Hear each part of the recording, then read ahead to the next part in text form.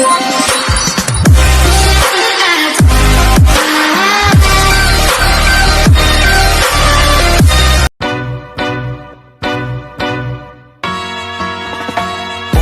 low while I pop a bottle off of your chain swinging, clang clang. Bismillahirrahmanirrahim. Assalamualaikum warahmatullahi wabarakatuh. Perkenalkan, nama saya Ahmad Maulana Subuhi dan teman saya Sonia Tiara Rahayu.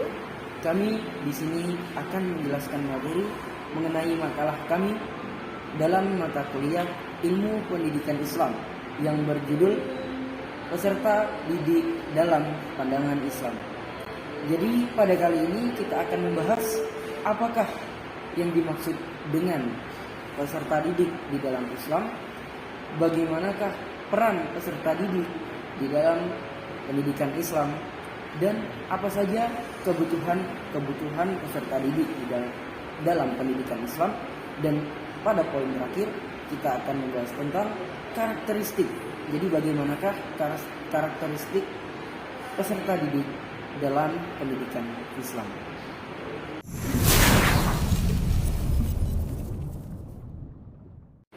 Peserta didik adalah individu yang sedang berkembang baik secara fisik, psikologis, dan religius dalam mengarungi kehidupan di dunia dan di akhir kelak. Untuk mendapatkan pendidikan itu jika diamati lebih jauh sebenarnya mengandung aspek-aspek kepentingan, antara lain aspek pedagogis, aspek sosiologi dan kultural, dan aspek tauhid. Peserta didik adalah makhluk yang berada dalam proses perkembangan dan pertumbuhan menurut fitrahnya masing-masing. Mereka memerlukan bimbingan dan pengarahan yang konsisten menuju ke arah titik optimal kemampuan fitrahnya. Dalam bahasa Indonesia, ada 3 sebutan untuk pelajar, yaitu murid, anak didik, peserta didik.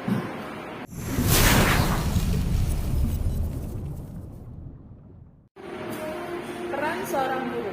Seorang guru atau pendidik memiliki kedudukan yang tinggi dalam Islam karena memberi berbagai ilmu, pembinaan, akhlak mulia, dan meluruskan perilaku yang buruk. Kompetensi yang dimiliki Nabi Muhammad SAW dapat dikelompokkan menjadi 3 hal: kompetensi personal, kompetensi sosial, dan kompetensi profesional. Seorang pendidik yang baik adalah yang dapat memposisikan kedudukannya sebagai pendidik yang profesional sesuai dengan perkembangan zaman, bertanggung jawab atas yang ilmu disampaikannya kepada siswa di mana ia mengajar. Nah, selanjutnya kebutuhan peserta didik. Jadi kebutuhan peserta didik adalah sesuatu kebutuhan yang harus didapatkan oleh peserta didik untuk mendapatkan kedewasaan ilmu. Kebutuhan peserta didik tersebut wajib dipenuhi atau diberikan oleh pendidik kepada peserta didiknya.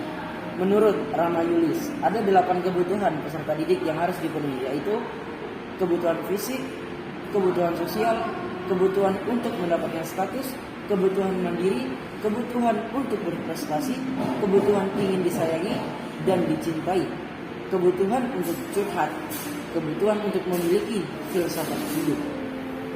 Jadi, peserta didik memiliki beberapa dimensi penting yang akan mempengaruhi perkembangan peserta didik. Dimensi ini harus diperhatikan secara baik oleh pendidik dalam rangka mencetak peserta didik yang berakhlak mulia dan dapat disebut insan kamil. Dimensi fisik atau akal keberagaman akhlak dan sosial yang baik agar ia berguna bagi masyarakat sekitarnya dan dirinya sendiri.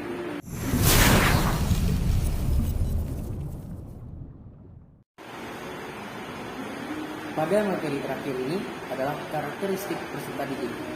Dalam proses belajar mengajar, seorang pendidik harus sedapat mungkin memahami hakikat peserta didiknya sebagai sumber, subjek, dan objek pendidikan.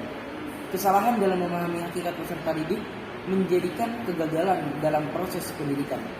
Dengan demikian, di sini dijelaskan karakteristik peserta didik, yaitu sebagai berikut. Yang pertama, peserta didik bukan miniatur orang dewasa.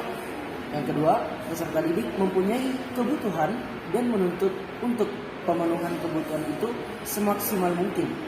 Yang ketiga, peserta didik memiliki perbedaan antara individu dengan individu yang lain. Dan yang keempat, peserta didik dipandang sebagai kesatuan sistem manusia. Untuk yang terakhir, yang kelima adalah peserta didik merupakan subjek dan objek dari suatu kegiatan pembelajaran.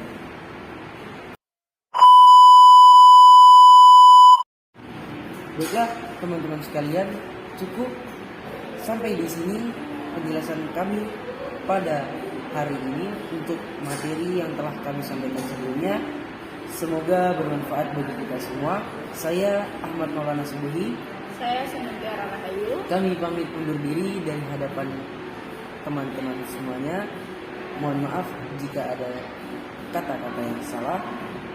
Sekian dari kami. Wabillahi taufiq wal hidayah. Wassalamualaikum warahmatullahi wabarakatuh.